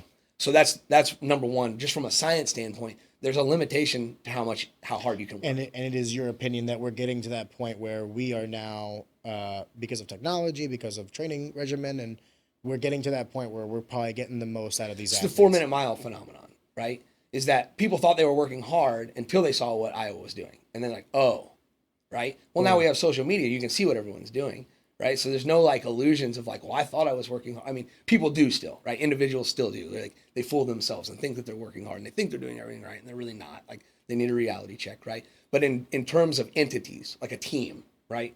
Like a team can look at another team and see like, they're working way harder than us, or no, like we're doing different things and we all have our like the thing that we think is going to give us the edge, or not the thing, probably multiple things, right? Whether that's getting my entire team a whoop or an aura ring, or we're tracking sleep and recovery and all the output, all of it, right? And so like everyone's doing that, that's the people who aren't are just missing out, right? But like it's harder and harder to get advantages because everyone can figure out the advantages, right? Unless those advantages are, in my opinion, basically perspectives and philosophies. Because what they can't tell is the things you're talking about every time at practice. Mm-hmm. Does that make any sense? Yeah, the right? philosophy, the mentality, because, the approach. Like, physically, we don't really have that much more groundbreaking things, right? Like little things, right? We know no more now about recovery, right? And those are important, but now you're talking about gaining the smallest things, right? In fact, I was talking to a high school coach about that. But I would make the argument that is like at the highest level, those small things. No, right. Well, that's my point. Oh, right? sorry. No, my point is that they were crushing everyone on literally just outworking them, right? You can't crush people on it. You can win by outworking them, but the amount you're outworking them is so small that it got you that extra 2 points, right? To win the match, right? But you can't dominate like Iowa did on just work anymore, right? And that's what I'm getting at. Yes, you can still outwork people. That is a thing. Like, I don't mean that you can't. It's not possible to outwork someone. What I'm saying is you can't take a program and dominate for 10 plus years just because you're crazier than them. You know what I mean? Like, that's it. Like, you can't really do that anymore. And again, there's always outliers. So you can always point to people. You can always point to a Tony Ferguson or a Don Cerrone and think like, oh, there's some people that are just going to out-psycho you. You know what I mean? Like, I hate to do this. I love this conversation, but I do want to make sure that before we call it quits, because we're a little pressed on time, forgive me, that we do touch up on your business, your body of work, and that is Thoroughbred Wrestling Academy. And that's actually the way I thought I knew you was because Jesse Martinelli used to work for you way back in the day. And Jesse went to high school around the same time I did. Yeah. He went to St. Genevieve High School and to Afton. But turns out we know a lot more people than I originally thought of. But I did want to talk to you about Thoroughbred because we have maybe 10 or 15 minutes left, and forgive me. But I want to talk about how was it that you arrived at the point where you wanted to start a wrestling academy? I already told part of this story, so it'll be great. It'll be short. Correct. But then I'd also like to dig a little deeper of like, there's always opportunity costs in everything that we do. So like, was there ever a part of you that like ever wanted to possibly like coach for, or maybe you still might want to, like a college program or? I did. Okay. Yeah. So like, this is where I kind of want to get at. Like, I'd like to understand like, how did we get to this point today where you're, talking about Ian Butler doing a seminar here coming up and the seminar you're doing this weekend and Thoroughbred Wrestling Academy as it exists today. So, real quick, we'll jump back. So at Union County, I forgot I had to scratch my nose. You guys. It's not bleeding. It's not bleeding. At Union County in my 5th year, after I said I won Coach of the Year, we won state. We had a bunch of state champs. We had OW. Kid won his 5th state title. Never had been done before. And my wife. 5th state title? Yeah, you can wrestle in high school as a middle schooler in Kentucky. And one of the Rainies is going to win 6th though. So. Wow. Which is the only 2 people who have won more than 4 are both from Union County. So that's pretty cool, right? That is pretty cool. And like I get to say like that's where I cut my teeth. Awesome. That's where I got my chops, and that's where I figured out how to coach and learned how to. Not that you're always getting better. I'm not the same person I even was then. I hope I'm better now than I was then. But anyway, so my wife was trying to move forward with her career. And she is a dietitian now. At this point, she was not yet a dietitian. She graduated with like a fitness and nutrition degree from Mizzou. She stayed for another semester when I moved down to Kentucky till Christmas, and she moved down with me. But she went to school another semester and got a community health professional certificate of community health or something. It's like a mini 1 semester kind of certificate. Like a minor. Yeah, I don't know exactly. So she went back to school at Southern Indiana when we lived in Kentucky, and they had a bachelor's program in dietetics, but she already had a bachelor's, so she didn't have to do the whole thing. Like she didn't have to do her a lot of the credits transferred, yeah, all that stuff. So she went straight to like specialized the major type classes that you would take your last maybe 3 or 4 semesters. And so I think in like 18 months she finished her second bachelor's. And so now she had a degree in dietetics, but that doesn't make you a dietitian. It's like kind of like a mini version of being a doctor. They call it an internship, but it works very similarly to like residency. So you apply for a residency or for an internship, and you rank the people you applied for, and then they make their list and they rank, and you have to match, right? So she went through 3 rounds of matching, only doing the places that she could drive from our house, which was like 3. There was not much option, right? And they were very small groups, and she did not match on any of the first 3 rounds of applying there. And so she had done 3 rounds. She was becoming very frustrated. She was increasingly not super happy with where we were living as far as like entertainment. Friends. She didn't know anybody there. She had no friends there, right? The quality of life. Yeah. And she was doing a lot of driving. She was driving to Owensboro an hour to work, and then driving an hour to Evansville to go to school, and then driving an hour back home. Yikes. Yeah. And it was a lot. That'll get annoying after some time. And I appreciated so much how much she sacrificed to come with me to chase an opportunity and a dream, and to see that played out. I think that I don't want this to sound like, oh, I did everything you could do, but like, what else could you accomplish before you go, okay, I'm going to give you your opportunity to do what you want to do now, right? Yeah, she gave to you, so now you're like, okay, thank you. So I said, it's my turn. Apply anywhere. I'll go anywhere. I don't care. Then we decided, like, I don't know, it was like Texas, Florida, Tennessee, and Missouri. She applied to maybe 3 or 4 of those that we picked out, and she ended up matching at Fontbonne. And so it was like, okay, I guess we're going back to Missouri. That works out because we didn't have kids yet. Then we have 2 kids now, and I'm from Farmington originally. So I was like, well, we'll be close to my parents when we have kids so that we can get help with babysitting and things like that. So it was just going to be a good fit. So I text Ben, and I said, Ben, Katie and I are moving back to Missouri. I'm redoing my resume. Can I put you as a reference? And he's like, yeah, for sure. Where are you applying? And I was like, I'll be honest with you, I don't even know yet. Like, we literally just found out like 2 days ago that we're doing this. And actually, from the time she got accepted to the time classes started was 3 weeks. So we found out like, hey, we're moving. And also you got 3 weeks. We owned our house on Main Street in the town where we lived in, little bitty town, across from the city park. And, it's like, oh shit, I got to sell my house.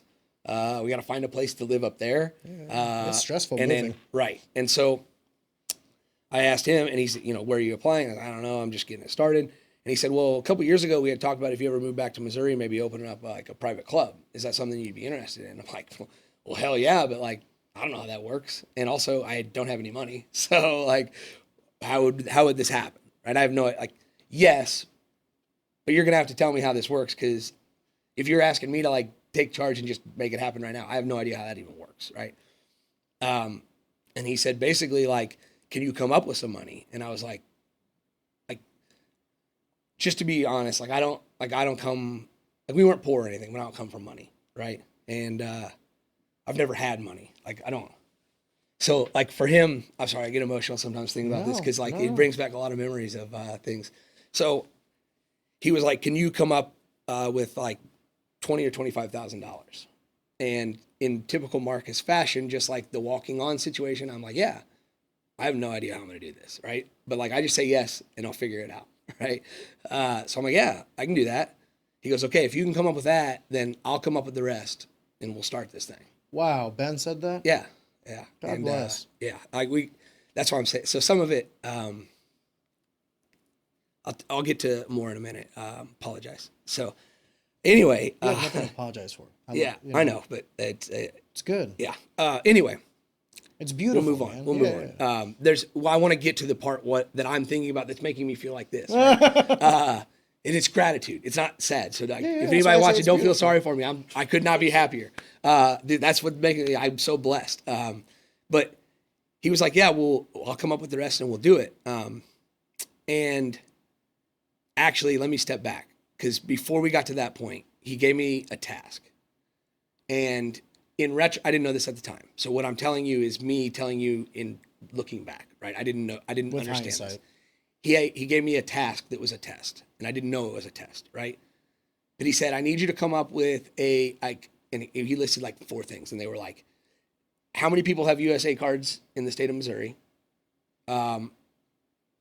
Finding like locations. USA wrestling cards. Sorry, for those that might not understand what you're talking. A USA wrestling card sanctions you, give you insurance coverage. Like that's an easy way to gauge like how many participants you have in a state that are wrestling. Because the last thing you want is a room full of kids without health insurance, all wrestling. Well, not only that, but you gauge your numbers. Like what is your potential market? How many people are you looking at being able to do this, right? Agreed. And then the next thing was like we need to find a list of the schools that offer varsity wrestling, and we need to have some sort of idea of number of schools that have varsity wrestling, and the numbers we're working with there. In the state of Missouri or just around? In the greater St. Louis area, for the most part. That's what we're focusing on, right? We don't know our location yet. We don't know what we're going to do yet. But anyway, I literally stayed up all night, and I not only got the numbers for all the USA numbers, but I made a spreadsheet of every high school that offered varsity wrestling, and I input their address with it. And then I found a website where I could upload that spreadsheet, and it mapped out, like on a map, where every school was that offered varsity wrestling.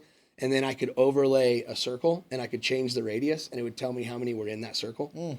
So I made a 20-mile radius circle, and I moved it around until the number was the biggest number that I could find. And that's what you were like. And then I was like, center of there, we work out to an industrial area where I can find warehouse space and put in mats, right? And do you know where that place is actually? Like the physical spot where in St. Louis, if you make a 20-mile radius circle, you will find the most teams offering varsity wrestling. Would it be, I would have to say, like, maybe Afton area? It's roughly Olive and 270. Okay, so more closer to the West County area. Because you can incorporate the St. Charles. I didn't think about that. Yeah. I didn't think about crossing the river. So we actually, Westport is where we opened in 2015. So the first iteration of Thoroughbred. Yes, March 2015, we opened in Westport. We had a 5,200 square foot facility there. My current facility is 7,500 square feet. Jesus. Yeah, so for 3 full mats. Dude, God bless. Yeah, it's amazing. We'll get to that. And also, if we go over, I can text somebody, but we're here. Like, we need to get through some of this stuff. I'm good as long as you want to go. Yes, I have some leeway here. Okay. I just got to get up to Principia by like 7. So. Okay, it's 6:11 now, just so you know. I can if it's all right if we edit, if I shoot a text or something. Yeah. Go in a minute. All right. We'll let me finish this. Pre-recorded. We can edit it out. So where was I? Made the map and found all this information out, right? And you found out that Westport was the biggest number. I emailed him this whole email laying out all this stuff out that I had stayed up all night figuring out, right? And the next day he was like, I can tell that you're like serious. I can tell you're serious. Can you come up with X number? You come up 20, 25,000. If so, I'll come up with the rest and we'll figure this out, right? And like, fuck yeah, like we're gonna do this, right? And I'm so excited, and I have no idea what I'm getting into. I have no idea how any of this works. I don't know how any of it operates. But I'm pumped. I'm at least have something I have looked forward to. Like I'm moving back, right? And so I went, and I'm going, okay, now we got to figure out how we come up with 20 grand, right? So I went and checked my 401k at my teaching job. I'm 5 years in, which, by the way, I just got tenure. So as soon as I got tenure, I was like, peace, I'm out now, you know? And so. You're not the first or the last. No, but I had like a little over 20 grand in my retirement. But, you know, by the time you cash that out early, you're taking a big penalty. So it's like, oh, I have 20 grand. Then I realized like, no, I don't have 20 Not really, yeah. I ended up with, I don't know, like 12 something. But halfway there. I was done. Right. So now I'm going, I got to sell my house. So you cashed out the 401k? Yeah. Huh. And now I got to sell my house. Talk about commitment. Now I got to sell my house. Well, wait. There could be margin there. Yeah. What can I make off my house? The problem is we only bought it 3 years before, right? And I did a few things to it, but I don't know. We'll see. So I start looking at like, what can I get for this thing? And I'm thinking, okay, we bought it. Their jaws are gonna hit the floor. But remember, we're in rural Kentucky, and it's 2011. Right? Yeah. But I bought the house for $70,000. Yeah. Right. Post 08 crash. Two bedroom, 1 bath, small little bungalow house, very small but cute little house. Bought it for $70,000. 3 years later, and I'm going, the most, if everything falls into place, I can get 85. And I'm there. I got it, right? I got it. I got how much I need. But I started doing the math, and I'm like, shit, I can't hire a realtor. Yeah, because I hire a realtor, I ate it away. I don't have that. I can't afford to pay the realtor because then I don't have the money I need. And if I'm short, then it's nothing. For those that don't know, in a lot of instances, the realtor is paid off of the person selling the home. The commission from that, not the person buying the home, just for somebody that might not understand real estate. Yeah, so when I get that $15,000 check or whatever it is from my bank, I'm going to have to take part of it. They take it out, so I wouldn't write them a check. That's it. Literally how it works. But anyway, so I ended up selling our house on Facebook in 9 days for $85,000. And I was like, I got the money. No shit. Yeah. I didn't know that was possible. Yeah. What'd you do? Like make a post? Like who wants to buy my house? Mm-hmm. A lot of people asked me about it before because it was. And then John Blackrock walked in. Yeah, he said, "I'll give you a cash offer." No, it was actually a single mom, and she's like, "I've loved that house, and we've lived here our whole life, and It's right across from the park, so you can go play with your kids. The parade comes through there. It's a great location, right? Especially a single mom that has kids. Like, yeah, it's great. So yeah, we ended up moving to Creve Coeur, rented a condo. Katie went to Fontbonne. Can I ask a question? Just what did your wife think about this? Like when you told her, like, hey, by the way, I've been thinking about. My wife's awesome. I don't know like how she honestly puts up. I'm pretty crazy. I'm very, very, very impulsive. So she's used to dealing with me, like coming up with crazy ideas and thinking I'm going to do them. I mean, I've done a lot of things. Like when I was a kid, I don't know if you used to watch Orange County Choppers. No, forgive me. Before your time. Is it motorcycles? Yeah, but it was custom motorcycles, right? Okay. So what I saw for the first time in my life when I watched Orange County Choppers was all of the blue collar, unpolished people that I've known my whole life doing very artistic things. And it was like, what? Because I was the only like real athlete in art club in high school. There's all a bunch of like drama kids, and I'm in art club because I love art. You're a nerd and an athlete. And so like I always appreciated the things that he was able to do with a motorcycle, right? And I never had motorcycles. My dad would never let me have one. So it's like these multiple things from my childhood come into like, so I bought a $400 motorcycle off Craigslist that didn't run. And I got it running the night I bought it. And then I chopped it, cut it, and I made like a custom bike out of it and sold it right away. It was about doing the thing, right? It was like, I got this thing in my mind I want to do, right? So I've always been Which kind of piggybacks off the thing you said previously about like you just want to know what things like you want to know. I'm so curious. Yeah, I gotta just want to know. No one can explain it to me. You can try all your best to explain to me something I've never experienced, and it doesn't matter how long you do it or how good of a job you do it. I can never know. Yeah, I can never know unless I do it, right? I agree.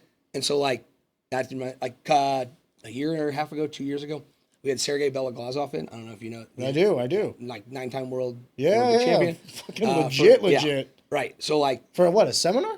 Yeah. God bless. It was awesome. And so of course, like towards the end, I'm like,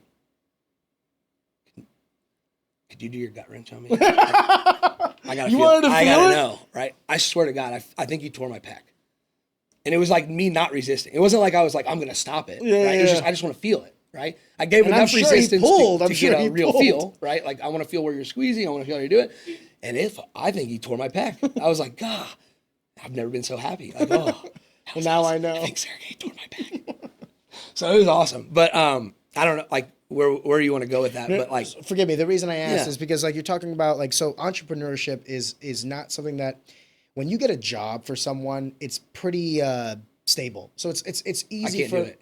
Well, it's easy for the family to get around that because it's like, oh, okay, he's gonna work that 9 to 5 and it's consistent and all this other stuff. All I can hear is like comfortable. Yeah, exactly. But comfortable is, I don't do well. You live in an uncomfortable world, so that's why I ask is just because like entrepreneurship is not just hard on you, like how to make up that 25,000 and how to get this thing going, and then thank God Ben is there, right? But it's also like your wife is there, like shit, what's my husband doing? You know what I mean? Right. So God bless that you have that kind of partner. And to be clear, because if you didn't have a woman like that, who accepted that, yes, who knows? Yes.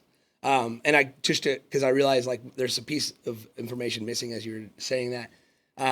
Also, it's not like, especially early on, that like my wife had some sort of lucrative job and she was going to support us and I could take this big risk, right? She's in grad school. You.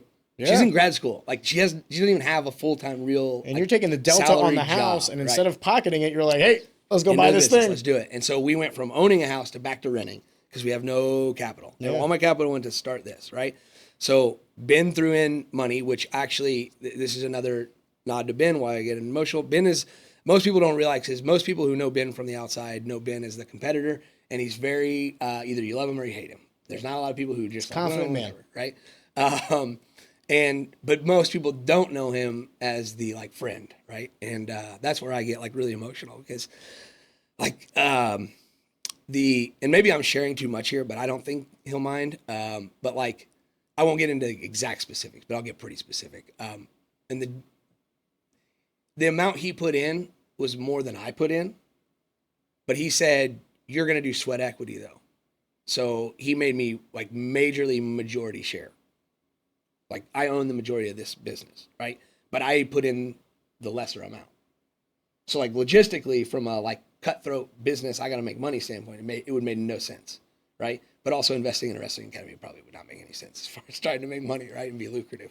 Well, he's investing in you.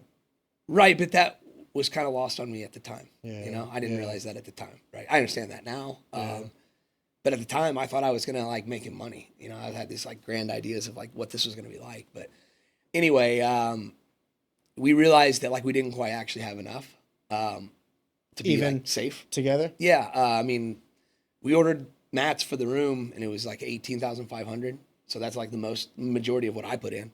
Right. And then we had, 2 months of rent due up front. On then you had to build out 5,200 square feet. Right. You got to do so we start out paying marketing and then $2,800, $3,000 a month for that. And that was low that went up quickly because they allowed me time early to keep the rent low and then built really quickly in my lease. Well, if they're a smart tenant, yeah. Yeah. So it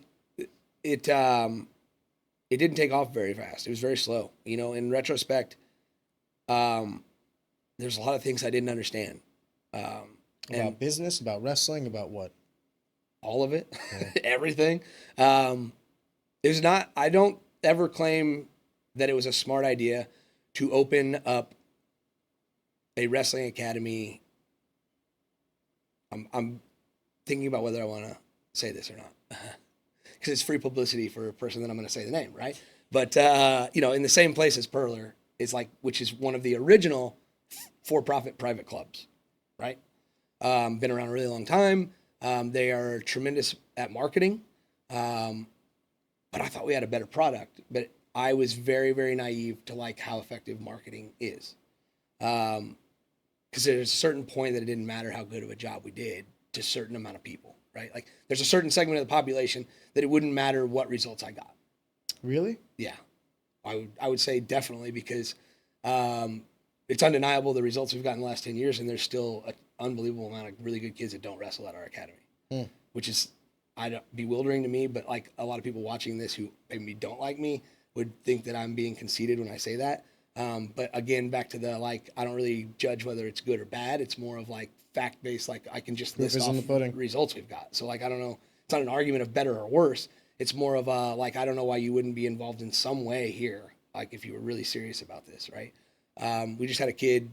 Then I say we because he's coached by multiple people. It's like I'm not solely responsible, but at the same time, it's a kid that has been in my room. He started at camps when he was 6 or 7 years old. Started full time at 10. I don't know how much more, but he just won Fargo and cadets and was the OW for the entire tournament. I wanted to ask this because when Paul was on, he obviously does like the summer program and everything, and he basically when he was on, he talked openly about like how someone will go to this academy and wrestle, and then they'll wrestle for the high school. I saw that clip. And then they'll come in. I'm glad you brought this up because I somewhat disagree. Okay, and I not all like baby out with the bathwater. Well, let me just finish the question just for so when Paul was on, forgive me, just so for context, he basically was talking about wrestling as like a communal effort where someone could go to like multiple private clubs, and then they also obviously have their public or private school that they're actually competing for, and then maybe doing off-season wrestling or maybe like Greco-Roman here and freestyle here and then folk style here. He was basically making wrestling like this malleable, fluid state that could expand to many circles. And it sounds like I don't know the inner workings of the for-profit wrestling club per se. But would there be no instance in which someone would go to like Perler and you? Like, is there not that? Yeah, no, that's actually very common. Okay, that's very common, but it's not productive. Why would you think that? Because our philosophies are really kind of antithetical. They're opposing. And it can be very confusing for an 11, 12, 13-year-old kid. Okay. Very, very different philosophies. Very different. Strikingly different. And not better or worse. I think everybody's different. And some people thrive with what they're doing, and some people thrive with what we're doing, right? You said the difference between right and wrong is perspective. So what I see is the idea of floating around from place to place and learning from as many different people as you can, to me, is like communism. Sounds great. Seems like it would be a good idea. But when you do it in practice, it doesn't generally work out. And I want to clarify that because that's what I was saying earlier. Is I don't mean that whole hog, right? I don't mean that as like you can't go to anyone else ever. That's not what I mean. I don't own the kids. They don't They don't have to only come to me. That's not what I'm saying. What I'm saying is that's not what's happening. Okay? What's happening is people are chasing partners. And if you're chasing partners, it means you care very little about what's actually being taught or pushed on your kids. Can you elaborate chasing partners? What do you mean by that? Sorry. The club they go to is more dictated by who else trains there than what the coach is teaching or what. John goes there, so I'm going to go That's there. who has all the kids at our weight and our size that are state champs. Got you. And if we're not wrestling with the best, we can't be the best, which is silly. I've always had a problem with that saying, like, you know, in wrestling, it's very common for people to say, like, if you're the best in your room, you're in the wrong room. And my rebuttal to that is like, so like, does Sadulayev just have to retire then? Or what room is he going to? Yeah, like, how does that work, right? When Jaden Cox was on a tear, right? Does he just have to go, well, there's no room I can be in anymore because I beat everyone, right? I have a story about Jaden Cox when he was in his sophomore year as my senior year in wrestling. Yeah. And I'm going to let you finish because I don't want to derail you, but I have a story about him. I can tell you off the record. My first interaction with him in the bullpen before we were going out to state or whatever, I think it was like the semifinals or quarterfinals, and the way he talked, I was like, this guy is so special because he's younger than me and has a completely different outlook than I do. And then for him to go on and achieve what he's achieved, I was like, yeah, I fucking knew that. That's a great point because who is he coached by? At the time, I didn't know. Mike Ironman. Is he okay? So forgive me. Sorry. Mike Ironman was a volunteer assistant at Mizzou when I was there, when Ben was there. Okay. Mike is a very outside the box thinker. So when we talk about the perspectives, a lot of that came out of what he was teaching. And that's where you look at the guys that he produced don't wrestle like anybody else, right? They're very, very unusual. And that's a lot of that, right? But what I say, I love Mike, by the way. So I'm going to offer a criticism, but it's from love of, like, I think Mike would take this. I don't know. Maybe he can be mad at me. If so, he can call me. I love you, Mike. What I always say is that if you're looking at clubs, Ironman, and this is more in the past, I don't know about now. So I'm actually speaking about past, not current. Don't take this as right now. In the past, Ironman to me would represent chaos, and Perler would represent order. And where we're trying to exist is that yin yang. Like, we need both, right? We need structure, but too much structure becomes regimen. You become robotic, you become predictable, and you become cookie cutter, where all your kids are good at the same things. They're very predictable. It's very easy to figure out what they're going to do. Now, they might be better at you and still be able to do it, right? But it's not going to be a surprise. You're not going to get beat because you didn't know what they were going to do, right? And to me, that is it's safe, right? And what it is like, we were talking about the job earlier, right? If I take a job where I have a salary and benefits, I'm safe, but I'm never going to be a millionaire, right? I agree. And so, like, that's kind of what you have to weigh, is that, like, I believe what we're doing and the way that we're doing it allows for once in a generation. I won't even say once in, that's overblown, but I would say allows us to be able to produce kids that most coaches could only hope to have one of in their lifetime. Right? Like, I've coached kids that are of skill and mindset that I think most people would be very lucky if they ever come across one of those in their life, right? And I think half of that is luck, being in the right place at the right time, right? Because that's most of what dictates who you work with. Like, just being in a place where that person is, right? Because I can't work with certain people if I'm not even in the place where they're at, right? Agreed. But, like, one of the ones that comes to mind, and I people are like, oh, you probably rolling their eyes, but, like, because I say his name so much, but Nick Lee was one that I coached in middle school, because he was in Southern Indiana. He would come down and work with us all summer at Union County, and, like, very early on, it became very apparent that he was very different. And it wasn't like, when we were talking about our talent, it was not anything I was seeing when he wrestled, right? It was the way he talked about things and the way he saw things, his perspective on things. Was way different than any kid that I had ever been around, you know? Like, that's how I felt about Jaden. Holy crap. Like, dude, like, the things you're saying, I don't think he understood how, like, high beyond his years he was, right? And I'll be specific, is that most people don't know this, but Nick Lee was a one-time state champion in Indiana, and he only wrestled high school 3 seasons. He lost to Stefan Micic in the quarterfinals his freshman year, and intentionally went to his weight class. He probably could have won it at either weight class, up or down. If he would have went up one or down one, he probably would have won it as a freshman. And he said early, like, it's not about winning a state title. It's like, if I win one, I want to beat the best guy, right? And then his such a savage mentality. I love it. Then his sophomore year, he won it because there really wasn't anybody at a reasonable weight next to him that could beat him, right? And then his junior year, he wrestled Chad Red in the finals, and he lost to Chad Red in the finals. Same thing. He could have cut a little bit of weight and went down. No one would have beat him. He could have went up to the next one. No one would have beat him, right? But he said, if I'm going to win it, I want to beat that guy, right? And he lost. He got burned, right? So some people would say, like, that was not a smart choice. And I would wholeheartedly disagree because I feel like what you got in the long run, right? And then his senior year, he actually left school. He only had one senior English credit left that he needed to graduate, and his grandma is a retired English teacher. So she moved with him to Happy Valley, and he did homeschool and trained full-time at Nittany Lion Wrestling Club for his senior year of high school. Okay? That is insane. Well, most kids are so caught up in trying to solidify their high school career and accomplishments that they would not be able to do that.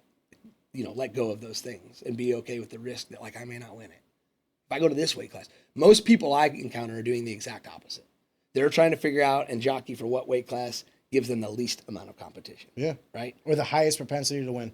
Right. Which in same thing. 6 one, half dozen the other. Like, it depends on which way you look at it, right? So, he was just a special kid, and I just think that's kind of comes back to just some of the things we talked about with our academy is that I don't think there's any special sauce, right? But I think that there's ways of thinking and presenting things to kids that are much more productive than other ways.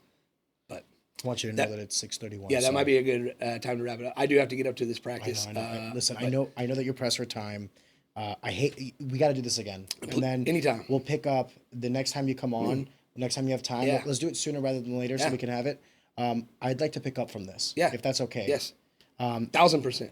I'm sorry. I'll come back tomorrow if we could. It's always a good problem whenever, like, we've gone an hour and 45 and we're like, oh man, we just scratched the surface, right? So I wanted to thank you for your time coming in here in person.